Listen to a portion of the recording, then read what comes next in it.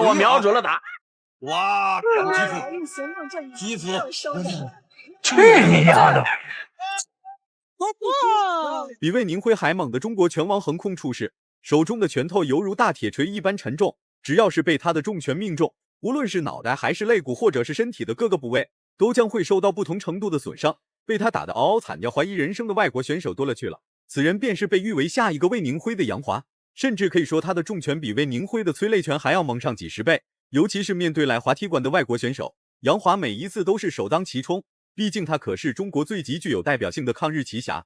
这一次所迎战的日本选手叫祥野，听说这家伙有一个十分抗揍的脑袋，扬言要用坚硬的脑袋试一试杨华重拳的力度。用沙袋测试拳头力度很常见，但用脑袋来测试却是头一次遇见。既然如此，那就别怪杨华下手太狠，把他脑袋打烂。好的，这样的运动员。杨华17，臂展170，杰本祥也的身高160，臂展159。不要担心了，比你矮的真不多，因为咱俩的个子都不高。我打了这么多年，才遇到2个比我矮的，一个是阿穆拉尼，一个是吴东颂，一个给了我一个读秒。25岁的杨华人生格言就是用实力说话。面对眼前这位已经31岁的祥野，他本身就没把祥野看在眼里。这并不是看扁祥野，而是祥野只是拥有一个十分坚硬的脑袋，其他并没有什么值得炫耀的地方。技术方面也是非常的粗糙，打起架来一点都不是杨华的对手，甚至还有可能会被杨华打成重伤。对，你看上了场之后，漂亮，漂亮，连续顶击，非常棒，非常棒。杰本祥也并没有把节奏太变换，让这个杨华抓到了机会，漂亮，是漂亮。哎，这个真正按照杨华既定的战术走的。他们赛前研究过杰本祥也，就是先诱敌深入，然后顶膝上去。面对此情况，杨华表现得非常冷静，并没有因为这一次读秒而喜出望外。看来这一次读秒并不是杨卓的最终目的。重新爬起来的祥野一刻都没闲着，接着又挨到了杨华一波接一波的猛攻。被警告一次的杨卓一点都不怂，持续给祥野施加压力。如果是单个的话，我相信这个比赛已经结束了，但是犯规了。对，杨华不要过于兴奋哦。你看，我认为这会儿杰本祥也应该走一走，对不对？对，不要再定在那个地方。但是当然，我希望你定在那个地方啊。漂亮，漂亮！一个高扫差一点打到杨华，杨华仍然是提膝，知道对方的这个肚子的防守并没有那么严密。绰号冲天炮的杨华专治各种不服，尤其是像祥野这种来华踢馆的日本选手，来一个杨卓打一个，来一双杨卓就打一双，坚决不会让日本选手在中国擂台落地生根。此时的祥野还没有意识到事情的严重性，还在擂台上晃来晃去和杨华展开对抗。殊不知，接下来的时间将会让祥野更加难受。战力优势并没有很着急，仍然看机会，这是很多年轻运动员应该去学的地方。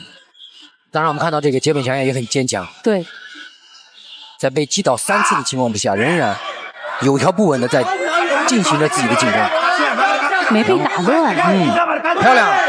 我们看到杨华看到了这个对手的手拿的比较低，看杰本祥也看到对方一个高扫，从自己的耳朵边溜过，马上把手拿起来。祥野的脑袋实在是太硬了，硬抗杨华数10次重击依然没有倒下，顶着巨大压力持续与杨华展开对抗。看来这家伙根本就没把杨华的进攻当一回事，甚至有可能把杨华的进攻当成了挠痒痒。到了第2回合的祥野依然很坚硬，但杨华的重拳所包含的力度岂是儿戏，每一击都蕴含着摧枯拉朽之力，时间久了祥野自然会感觉到痛苦。是，你看你就是这个节奏，杨华现在节奏至少是4以上，你就拿个1的节奏向我往我的这个中近距离冲，傻瓜才不会去迎击你的这个豆子或者是飞膝，对不对？我觉得这个时候杨华就应该这样，推着，突然之间来个飞膝，是，突然之间来个顶膝就可以了，只要不让他进入到中继。对，进入到中继就抱头提膝，漂亮，漂亮，漂亮，推开，再来膝，推开飞膝，推开飞膝，不要等了，不要等，漂亮，打肚子打脸，对，那再坚决一些。对。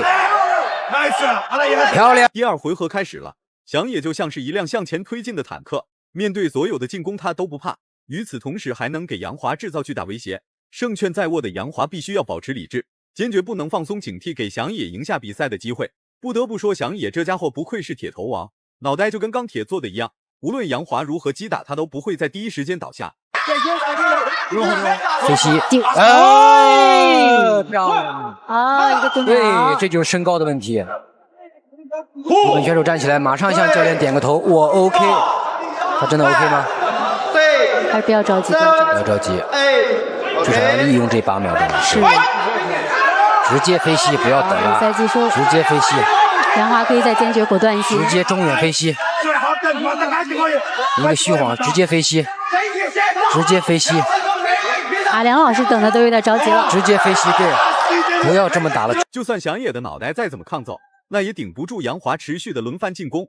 真要是挨到了重击次数频繁了，那么祥野的下场不会太惨，只会更惨。真以为杨华的重拳是闹着玩的吗？不管怎么说，杨华也是拥有下一个魏宁辉之称的中国重炮手，打飞一个铁头王还不是手拿把掐的事情。手不能不紧。我的天哪，太日本选手的这个抗击打，牛！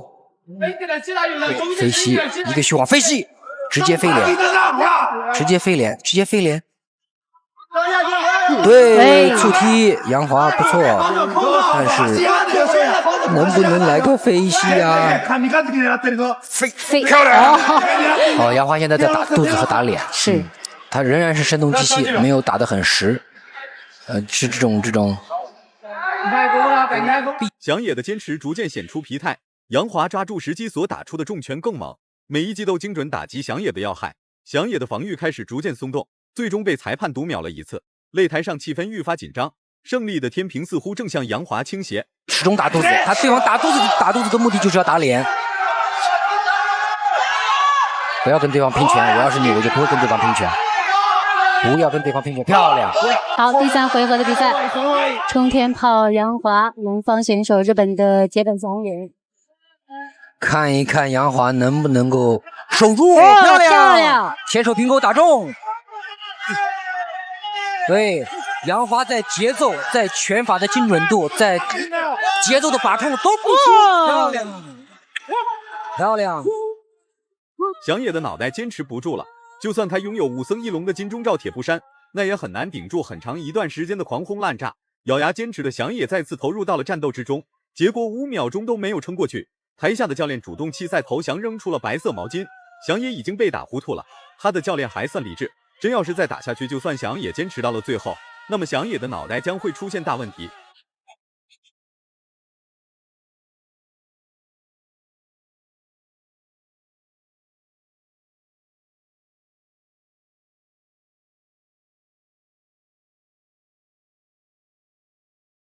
我相信此刻比赛尽管结束了，我相信现场以及屏幕前所有的朋友们这种心情依然无法平复。接下来有请第2位受害者出场，他身穿白色短裤，他叫苏韦斯纳。这家伙算是柬埔寨最年轻的一位百胜泰拳王，年仅20岁的苏韦斯纳便在本地擂台打出了一天小天地，一般同级别选手根本打不过苏韦斯纳。这一次杨华将会让他深刻意识到不足之处。天的解说嘉宾是关远华，大家好。关老师好，这是时隔27个月839天，武林风再一次踏上出国征战的旅程哈。我们的擂台就摆在了世界文化遗址吴哥窟。那这是我们第2期的比赛了，在第1期的节目当中，大家也看到了这一次大家比较期待的比赛，也没有让全民失望，真的每一场都很精彩。韩老师说的真是，这是大家的心声啊，因为特殊的时期，赛前苏韦斯纳仗着他在本地的权威和地位，于是便出言不逊，羞辱中国战队。大胆扬言中国战斗没有一个能打的。杨华在中国战队当中不算很厉害，也不算很出众，但杨华一个人的综合实力，坚决可以打败苏韦斯纳，让他重新对中国选手和中国功夫有一个新的认知。这个苏韦斯纳，对于小级别60公斤这个小级别来说，东南亚的运动员是比较有优势的。不管是泰国的运动员还是柬埔寨的运动员。今天杨华又面对了一个这个身高臂展都比自己又高又长的这个对手。对，杨华来自陕西啊。这个是自己把自己看到他们引以为傲的拳王被击倒了，台下的小孩哥都看愣了眼神，根本不相信杨华有这么厉害。所谓天外有天，人外有人，很少走出国门的苏韦斯纳就像是井底之蛙，再加上他在赛前所说的那些垃圾话，很明显他就是不清楚中国战队的真实实力。那么杨华的拳头很快就会让他见识清楚。这个战术意图啊都非常的清晰。朝前挤，压缩空间，挤进去，打拳前手后手，打地扫。当然从第1期来看也取得了很好的效果啊。我们这次带队的教练是深圳胜利人和的杨涛。